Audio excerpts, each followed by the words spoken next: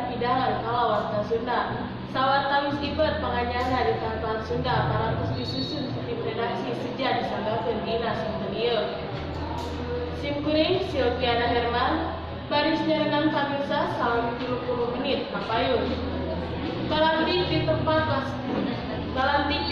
wisata basisir Pangandaran tetewa bisa mendatangkan keuntungan. Balantik na oge bisa diandalkeun pikeun gabayuan kulawargana. Sumangga nyanggakeun bae wartana.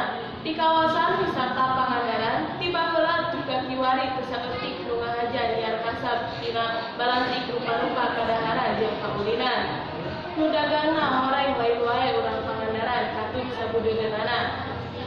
Tapi oge teu saeutik nu jualan di Sumedang, Garut, Banjar, Ciamis jeung sajabana. Salah sahiji nu dagang teh nyaeta Ude Supriyatna, urang warga Garut anu geus 11 tahun dagang basa cuaki di basisir Pangandaran. Nurutkeun Ude, ari kuleuteun mah balantik cuaki di basisir Pangandaran teh bisa ngadatangkeun untung anu lumayan gede. Ude oge bisa ngabayuan kulawargana tina ladang balantikna teh. Buktina, ayeuna dina sapoena Ude bisa malabati tepi ka 300.000. Nurutkeun Ude jeung pedagang sejenna, nu dagang di Pangandaran teh boga beueutan atawa organisasina. Eta teh sakal nu dagangna tertib jeung aya nu ngurus perparang aya pasualan.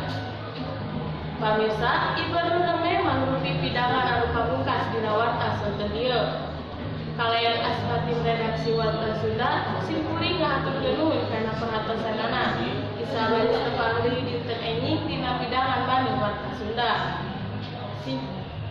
Aya saur sepuh kapungkur ulah pinter mere gawe.